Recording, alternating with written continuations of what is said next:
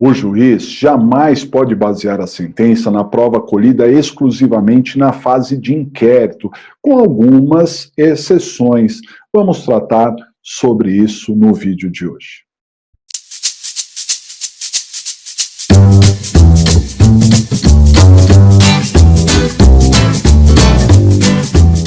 Olá pessoal, uma grande satisfação ter você por aqui no nosso canal. Nós tratamos de direito penal, de processo penal, de legislação penal especial e de prática da advocacia. Aqui você é muito bem-vindo, seus comentários também são sempre muito bem-vindos. Vale destacar que eu acabo respondendo todos os comentários, né? As dúvidas e mesmo as contribuições que vocês fazem para o nosso canal.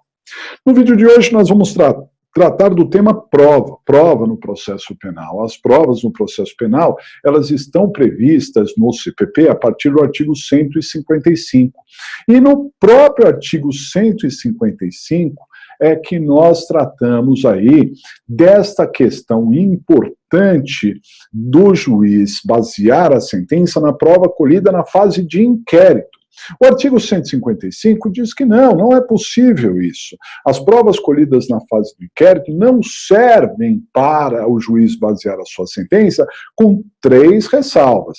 Aquelas provas não repetíveis, aí não dá para repetir, por exemplo, um documento, não dá para criar outro documento, ou uma perícia, não precisa fazer outra, aquela perícia da fase do inquérito vale.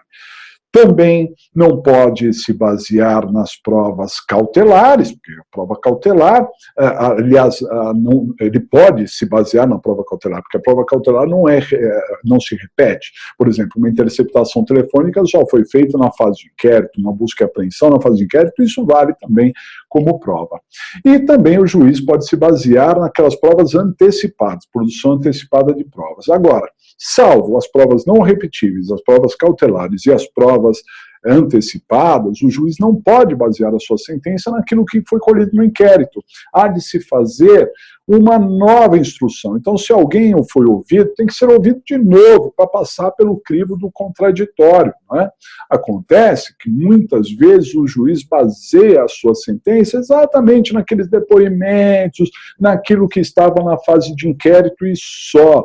E isso é muito pouco. Aí se gera uma falta de provas, hein, pessoal? Se só se basear na fase de inquérito, salvo essas exceções, é falta de provas. Nesse sentido, isso é importantíssimo na vida prática, é importantíssimo para concursos públicos. Teve um exame da OAB que baseou exatamente neste tema. Vamos ver a questão, dá uma olhada.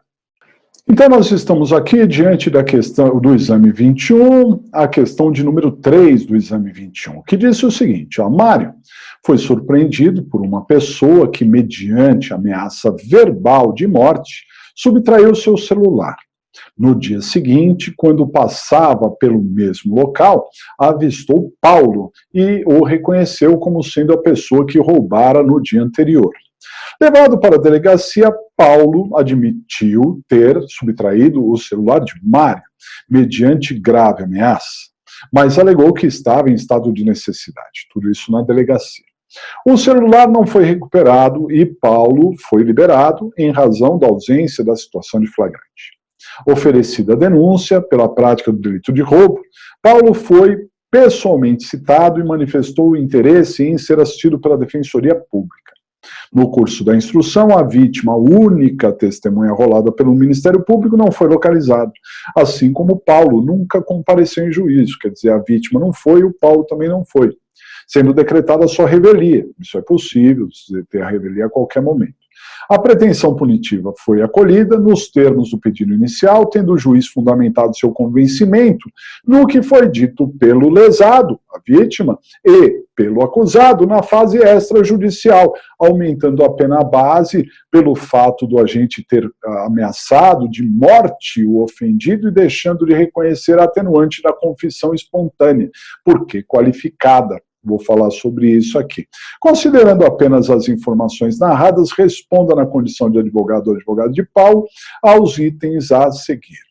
A. Qual a tese jurídica a ser apresentada nas razões de apelação, de modo a buscar a absolvição de Paulo? Aí a gente já falou, falta de provas, a gente já vai falar um pouquinho mais sobre isso. E B, quais as teses jurídicas a serem apresentadas em sede de apelação, de modo a buscar a redução da pena aplicada caso mantida a condenação justifique, né? Então, vejam, então nós temos aqui a primeira questão, que é a falta de provas. Perceba, o que o juiz se baseou?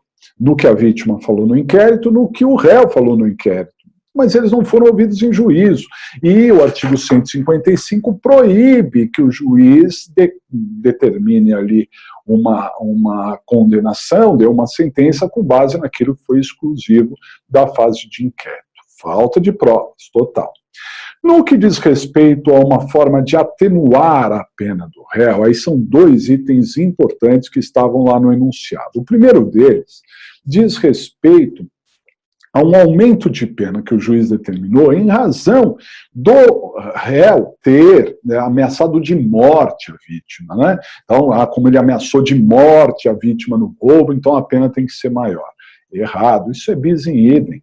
Por quê? Porque o roubo, ele se caracteriza exatamente pelo emprego da violência, bateu na pessoa, ou pelo emprego da grave ameaça. Poxa vida, ameaçar de morte é uma grave ameaça, isso já faz parte do tipo penal. Quer dizer, se não tivesse essa grave ameaça, seria furto.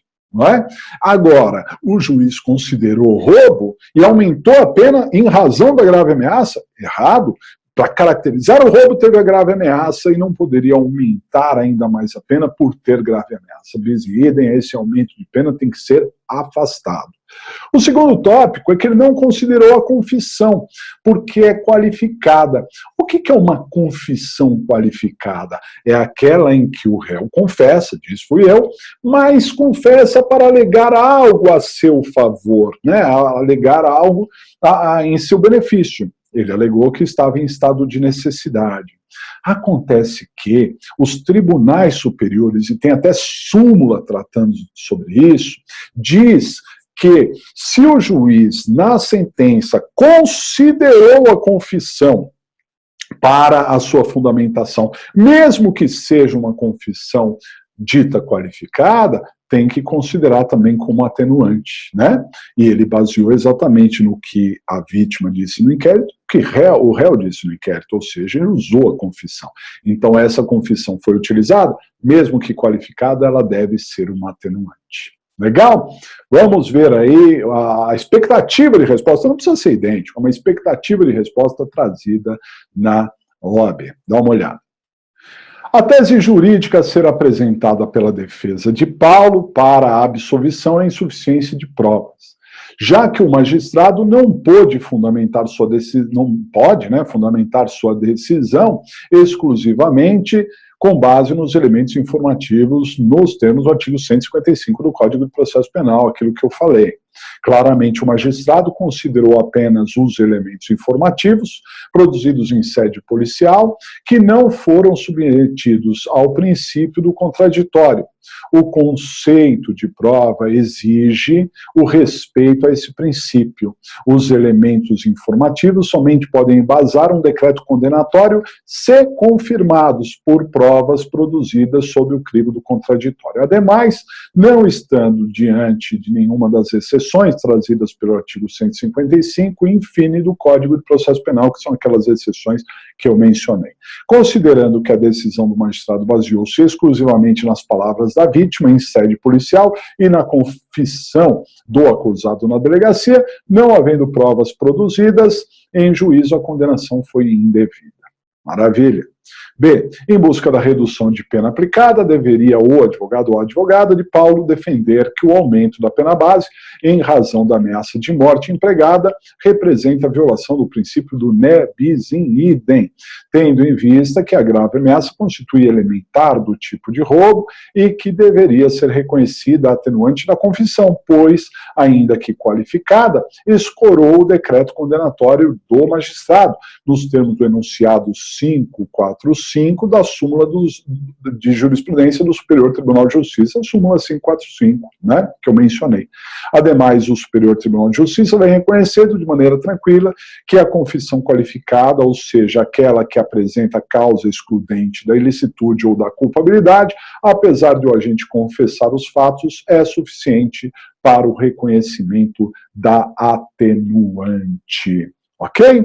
Bom, mais uma questão aí bem interessante ao meu ver, né? Um assunto também que vale tanto na vida prática quanto para concursos, que esse é o nosso objetivo, de ampliar aqui a discussão de direito penal e de processo penal, né? Então, fica aí, deixe os seus comentários, deixe aí as suas histórias relacionadas a casos semelhantes como esse, né?